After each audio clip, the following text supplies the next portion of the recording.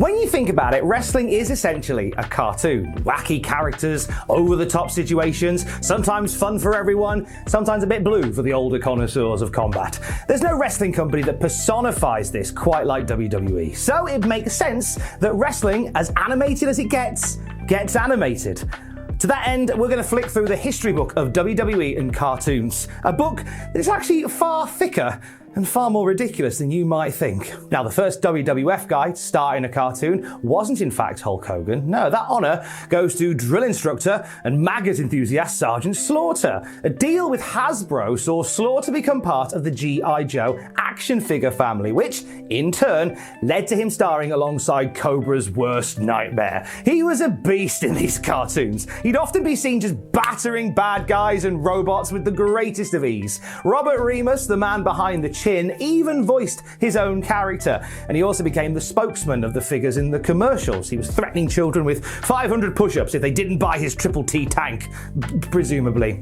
It was a proof of concept and a sort of backdoor pilot to see if wrestling and cartoons would marry, and the WWF were happy with it. So, as Hulkamania was beginning to run wild, Vince McMahon's plan to make the World Wrestling Federation a global phenomenon was in full effect, and he wanted to capture brand new audiences for his brand of sports entertainment.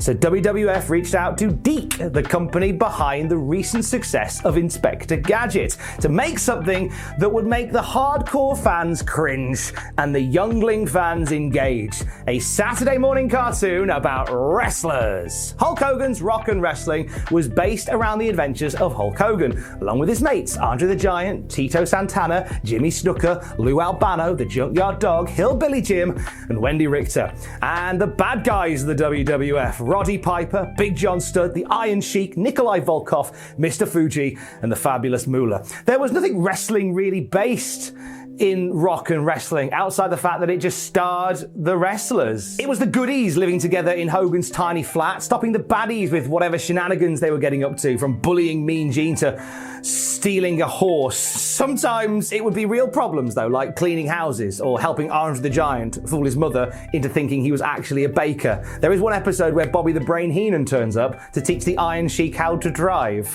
which was incredibly wholesome. Sadly, the wrestlers didn't voice their animated likenesses, and it went boringly to actual actors. What a lineup though, right? Roddy Piper was voiced by Charlie Adler, who was Buster Bunny in Tiny Toons, among other things. The Junkyard Dog was voiced by Uncle Phil from Fresh Prince, James Avery, and Hulk Hogan's promos were cut by Brad Garrett, aka Robert from Everybody Loves Raymond. One voice actor would father a future world champion though. Jimmy Snuka was played by Louis Arquette, the father of David. Obviously, weekly wrestling moves at a much faster pace than an animated series does. The world where you have to block out a week of your entire life to give somebody a thumbs up. And by the time the final episode aired, Roddy Piper was in the process on TV of a babyface turn, whilst Andre was in a heel turn. Plus, both Jimmy Snuka and Wendy Richter had left the WWF before season 2 even began. It was this reason cited for why the show didn't go beyond its second season and went into syndication in the late 80s. It appeared on the WWE Network very briefly, but when Hulk and WWE had that messy breakup in 2015, they were removed. You can still find photos and concept art on WWE.com though, including a photo of a scrapped female villainess named Mad Maxine, an Amazonian protege of Moolah in real life, who, according to sources, Moolah politicked to replace in the show. Which is a shame because Maxine genuinely looks like a badass, both in cartoon and real life. Now, it would be far from the end of the catch-as-catch-can cartoon connection. A few years later, Lou Albano, the real one, would star in the Super Mario Bros. Super Show as Brooklyn's favourite mushroom-eating, turtle-murdering plumber Mario. Not only did Lou voice the Toon Tales, but he stuck the overalls on and played Mario in real-life comedy skits between the episodes, alongside Charlie from the Jeffersons as Luigi. Keeping WWF in the Saturday morning time slot, we had cameos from Sergeant Slaughter and Roddy Piper in these live-action bits. The episode where Mario and Luigi get into a palaver trying to fix Piper's bagpipes is a core memory for an old bastard like like me. Imagine accidentally getting the bagpipes mixed up with a vacuum cleaner. Oh, Mario, your brain is in another castle, am I right? WWE wouldn't delve into the world of animation for ages, with the exception of the odd wrestler cameo, like the time Bret Hart turned up in The Simpsons. He was meant to play a wrestler called the Mad Russian, but pushed to play himself instead, which is why he talks in such an un-Bret Hart-like way, despite clearly being Bret Hart. It would be the last time in 1997 that Bret Hart would disagree with a creative decision, offer an alternative, and trust that management involved had his best interests in mind. While WWF wouldn't dabble for a bit, the company WWF bought did come close to. In fact, a few years ago, concept art emerged of a scrapped WCW animated series from 1999. Didn't get greenlit, but concept art exists of two brand new wrestlers, a half-man, half-robot called Tex-Mech, and a demon named Rex Caliber. We also got prototypes of Eric, aka Eric Bischoff as a cool young dude, and Bret Hart in what looks like Spaceman attire. Before whatever that was going to be, WCW had another animated series in the works that would have slotted in between segments on Nitro. It was called Chowder Heads, and it was the stories of three loser friends and their daily adventures. A pilot episode is available online that sees them trying out for wrestling training, buzzing for getting a match on Nitro against Hulk Hogan. They basically try sports entertainment on collegiate athletes and get beaten up and ridiculed until they start beating them up with steel chairs and dustbins. Bischoff loved it. He was ready to go. But when he got removed from power in 1999, his replacement Bill Bush wasn't a fan, so off it went. Outside of one episode you can find on the internet, it never saw the light of day. Not sure what it was meant to achieve. Wrestling-based endeavors like this only really seem to make the fans look like morons. Ready to Rumble would fill that void left by Chowder Heads the following year, though. Now, we didn't see any animated escapades of WWE names in the mid-noughties, except for one, kinda, which we'll get to in a minute. It doesn't mean there weren't plans afoot. Court Bauer, former WWE writer, revealed that there was a pitch for a cartoon featuring Eddie Guerrero and Rey Mysterio. Bauer described it on the Insiders podcast, and I love this, as like DuckTales with lucha masks. I'm gonna give you a second to get the DuckTales theme out of your head. You're back? Good. So the series was going to feature Rey Mysterio as the hero and Eddie Guerrero as the villain, with a cast of new henchmen to try and thwart Rey's good guy ways. Court Bauer even said the long-term goal was to assign these bad guy gimmicks to developmental wrestlers and bring them to life on SmackDown. Lots were on board for this very ambitious animation adventure. In fact, somebody has concept art hidden away somewhere, according to Court Bauer. And as brilliant as it sounds, it obviously never happened.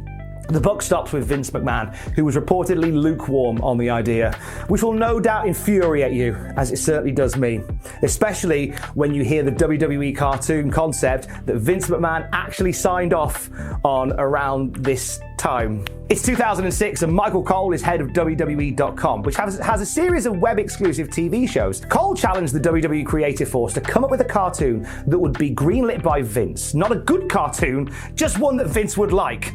What if we do a cartoon about Vince McMahon's ass, said one writer, presumably now in witness protection. You'll be shocked to know that Vince McMahon loved that idea and even offered to voice it himself. Capitalizing on Vince McMahon reopening the doors of the Kiss My Ass Club, WWE.com presented and resented Mr. McMahon's Ass, a 2-minute animated short in which Vinnie Mac's backside became sentient. It had muscular arms, it lifted weights, and it's now your sleep paralysis demon. You're welcome.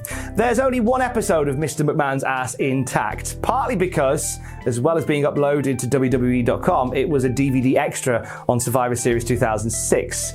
It's a Thanksgiving episode called Thanksgiving Asserole. The abomination of animation features a horrified Vince McMahon and a table of generic wrestlers being served a succulent Thanksgiving dinner.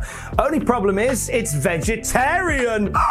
Vince's animated form screams, "We want real turkey! None of this vegetarian crap! Come over here and kiss my Thanksgiving asserole!" The waiter is forced to kiss Vince's pilgrim hat wearing Ian Botham, and then produces a turkey with stuffing to save Thanksgiving. In your face, plant eaters. There was another episode in the pipeline called The Passion of the Ass, which would involve Mel Gibson kissing the lower parts of the higher power, but it never saw the crack of dawn. The series was quietly wafted away after facing legal trouble from Cartoon Network, who at the same time were airing a TV show called Assy McGee, which was all about, you guessed it, a sentient ass. It was reported that the concept and several of the planned episode storylines were ripped from Assy McGee, and Michael Cole got a severe telling off for not vetting the writer that pitched it. Many dispute the lawsuit since Assy McGee started after WWE's bum-based broadcast, and because the concepts were wildly different and only connected by the lead character being sentient buttocks, there were question marks over the legitimacy of this suit. Had there not been a buttload of legal issues though, I genuinely think the series would have vanished anyway. It was as welcome as a fart in a lift. Adult cartoons lose out on one major draw of children's cartoons, and that is the chance to really monetize. Quite often a cartoon is born out of a toy line, as is the case for WWE's next step into the animated realms, WWE Slam City. In 2013, 20% of WWE's audience were kids, so a laser-focused strategy from Stanford saw more content and merch aimed at this happy young fifth. So they struck up a deal with Nickelodeon to create 26 2-minute short animations for their Wednesday night Nick Sports block, all about WWE stars. The premise of this show saw the roster cast out from the wrestling business by the new WWE boss, The Finisher, who's kidnapped Vince McMahon in the process. Consequently, the Raw and SmackDown guys were forced to get day jobs with hilarious results. John Cena started working at a car garage, Alberto Del Rio was working as a barista, Randy Orton is a zookeeper, Mark Henry is planning 5 nights at Henry's as a pizza restaurant mascot, Kane is serving up at a school cafeteria, complete with hairnets and bad attitude. Sheamus is a no-nonsense cinema usher, and inarguably the best creative they ever gave him, WWE made CM Punk an ice cream man. There's loads of others in it as well, like Daniel Bryan, Damian Sandow, Santino Marella, Brock Lesnar, who are all without gainful employment. Brock Lesnar pops up regularly, being an arsehole to people and refusing to do most clean jobs. I'll let you make your own joke. This was done as a Mattel line of stretch and launch Slam City action figures were hitting the shelves. They'd been previously released as WWE Rumblers, but were given a new lease on life and some new packaging to go with it. Quick note on the figures. They were unapologetically silly and leaned into the Slam City lore, and I personally believe that had CM Punk copied his Slam City counterpart and ridden around on a blast and smash ice cream cart complete with launching ice cubes, he would have had his WrestleMania main event, and all that silliness at All Out simply could have been avoided. The series concluded with John Cena, with help from The Rock, defeating The Finisher in his evil underground lair. But with Vince McMahon still missing, the series was left open-ended. However, it's been nearly a decade, and Slam City seems to have gone the way of Leptis Magna. You know, the lost city of the Roman Empire in Libya, the one that was buried by sand after its conquest of 642. No, you didn't know? Well, now you do. There was rumour of a second series, and a fan wiki lists that The Undertaker and Asuka were possible new additions. However, Nickelodeon chose to simply not tag WWE back in. WWE moved on quite quickly, though, having once again established themselves as fun for all the family. Linda McMahon's political aspirations were behind this, as Linda at the time was running for Senate. With a company like WWE in her portfolio, it's rather controversial, that Attitude Era, doesn't it? Many thought she'd be about as successful as the Big Bad Wolf being elected as Minister for Housing with that going on. So WWE's PG era proved financially successful and gave Linda McMahon a bit more credos when it came to talking about the whole wrestling thing. It also allowed a lot of sponsorship and endorsements that they could have merely dreamed of in the late 90s and the early noughties. One of those dream-worthy double-ups was an animated invasion angle with the Hanna-Barbera All-Stars. A partnership with Warner Brothers was announced to initially produce Scooby Doo and the WrestleMania Mystery. It was part of the 11th reboot of the Scooby franchise, and another chance for WWE to tap into an all-new audience of possible WWE WWE kids. It features the Mystery Machine pulling up to WWE City, which is different to Slam City, sadly. CM Punk wasn't flogging ice creams, and Randy Orton wasn't chasing goats. In order to put a stop to the ghost bear that was threatening to shut down WrestleMania and muddy WWE's pristine reputation in the process. No spoilers, but the big reveal when they unmasked wasn't Vern Gagne. Alongside Scooby, Shaggy, Velma, Daphne, and Fred was an assortment of WWE superstars, all voicing themselves. The two main WWE protagonists, though, are John Cena and, bizarrely, Sin Cara. At one point, WWE hoped that Sin Cara would be the next Rey Mysterio, but it took a few botches and some weirdly lit matches for the honeymoon period to end. By the time this movie was released, though, Sin Cara was well on his way to NXT to team with Kalisto. When the movie was written, WWE saw Sin Cara as a hero the young audiences could really get behind. So if you were a junior fan watching WWE at this point, you'd be confused as to why an NXT guy is apparently John Cena's best mate.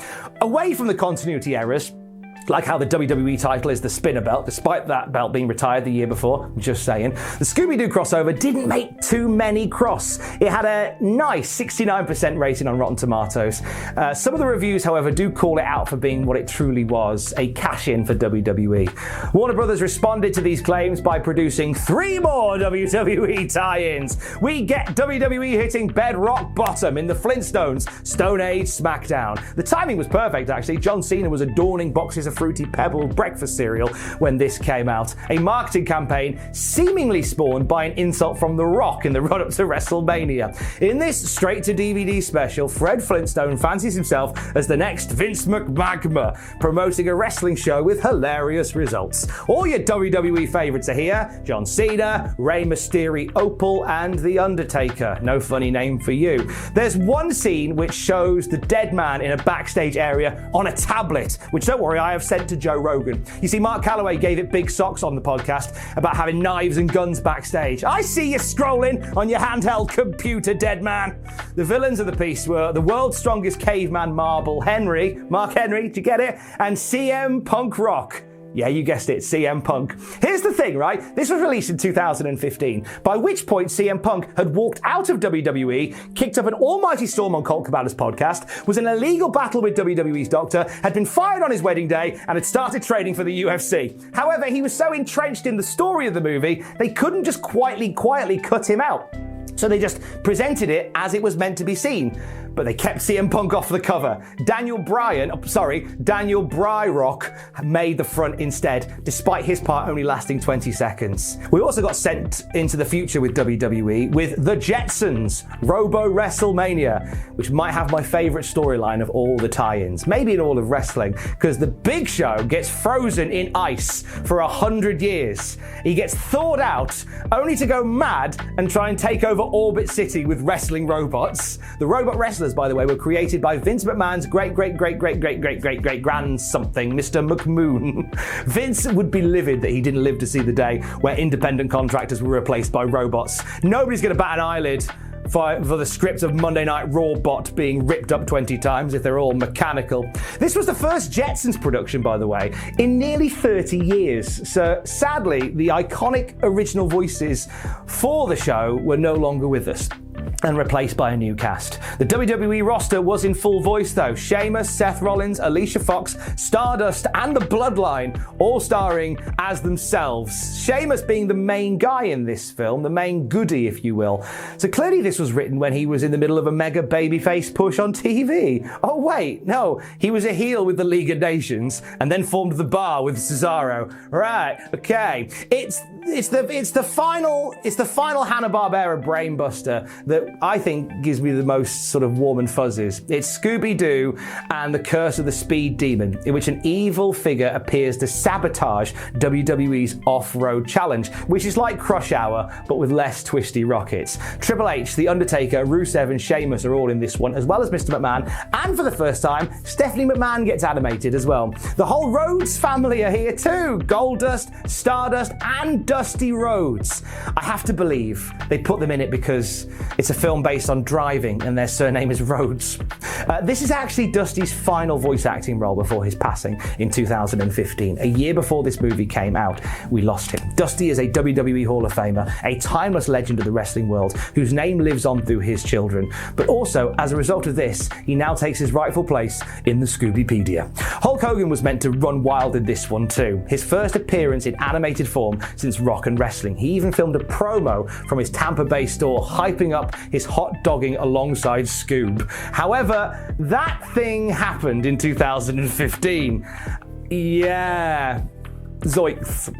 He didn't make it in. Scooby-Doo and the Curse of the Speed Demon would prove to be the final unmasking between WWE and Warner Brothers, and WWE would move on to a new mystery, namely the mystery of who thought a WWE crossover with Surf's Up was a good idea in the first place. Surf's Up, released by Sony Pictures, was the story of Cody Maverick, a rock hopper penguin who dreamed of being a pro surfer, and the misadventures, trials and tribulations along the way. It was received very well on Rotten Tomatoes. Metacritic also sees it very well thought of. So when WWE approached Sony about a partnership wanting to tag team with an existing IP to help tap into that rich vein of family-friendly money, they specifically asked about doing something with Surf's Up, seeing as the sports crossover, despite it not strictly being wrestling, was a natural fit.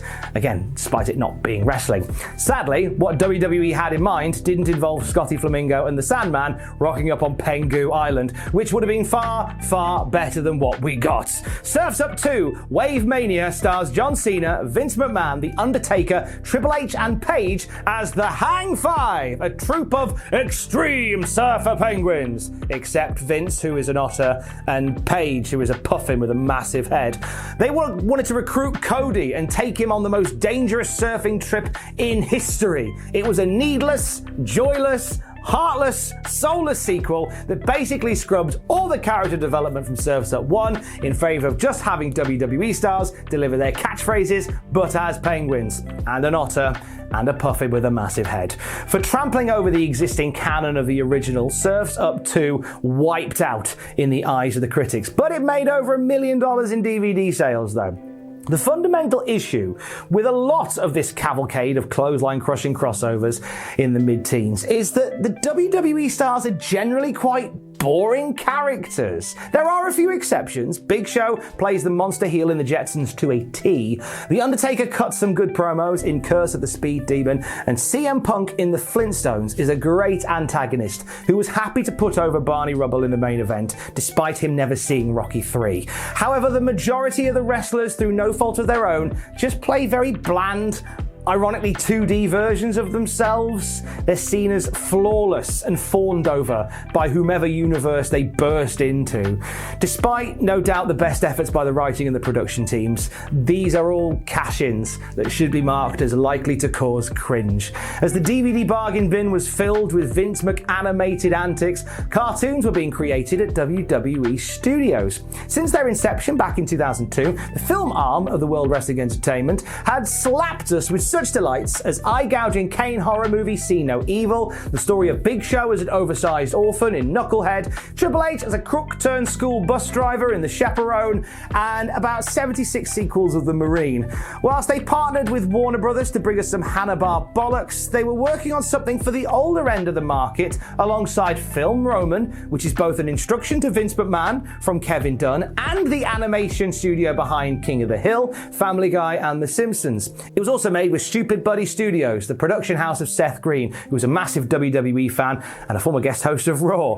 These units, this amalgamation created Camp WWE, in which the roster is reimagined as kids at a summer camp. John Cena, Triple H, The Rock, Steve Austin, and Undertaker Jr. are some of the happy campers, with Sergeant Slaughter and Ric Flair as counselors, Vince McMahon as the owner, of course.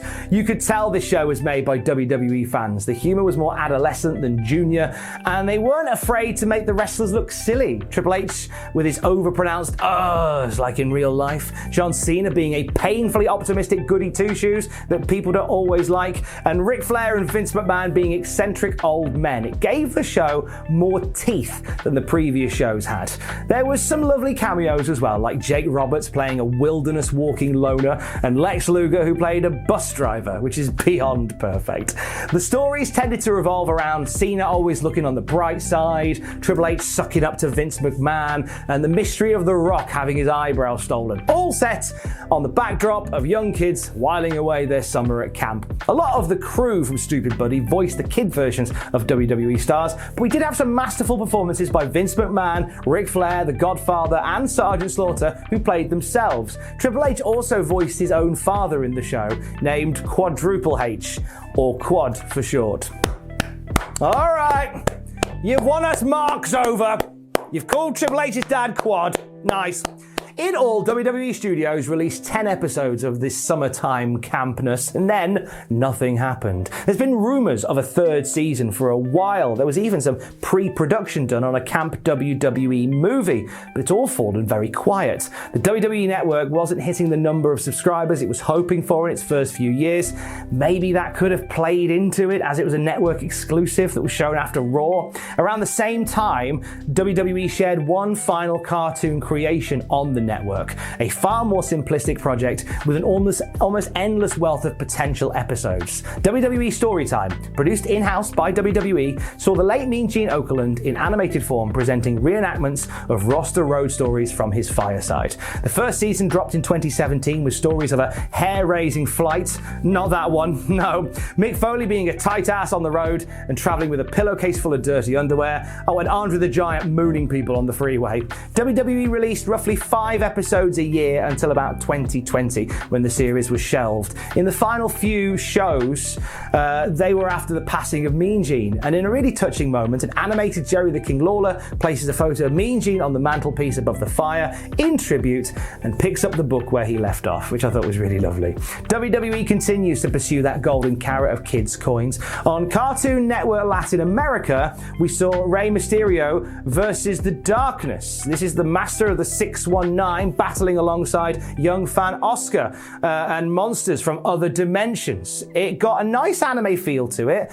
Could very well be some of the best WWE animation so far. It got a really good showing for its first episode at the Latin American Film Festival in May of last year, but we're still waiting on more than one episode of the show to come to light.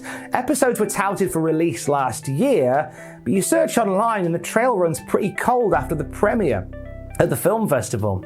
Another mystery for maybe Scooby-Doo to solve. Actually, no, let's not call Scooby-Doo back. Despite not having a regular cartoon nowadays, WWE is still very much part of the cultural zeitgeist. So much so that wrestlers doing run-ins on popular animated shows is pretty common. Ric Flair selling his nature trail on the Cleveland show, Stone Cold Steve Austin as a judge on Dilbert, Hulk Hogan inspiring lifelong Hulkamaniac Stan Smith in American Dad, and Randy Savage training Hank Hill's mates to be swole, much to Hank's chagrin in King of the Hill. Speaking of Savage, it's also worth seeking out a show called Randy Cunningham, 9th Grade Ninja, and it's one-off spin-off, Randy Savage, 9th Grade Wrestler, in which he gets beaten up by a monster that looks suspiciously like Hulk Hogan. I'm sure there are more. So that's the story so far of WWE cartoons. We've not mentioned the non-WWE animated endeavors, though. There is a ton of great animes, like Ultimate Muscle, which has got its own video game, the Tiger Mask and Jushin Liger series, the brilliantly titled Wanna Be the Strongest in the World. There's other kids shows as well, like Mucha Lucha, that are inspired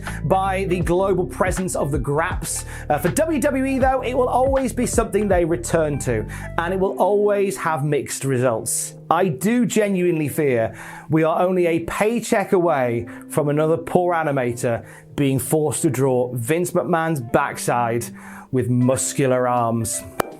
Just thought I'd leave that picture with you again. You're very welcome. Stay safe.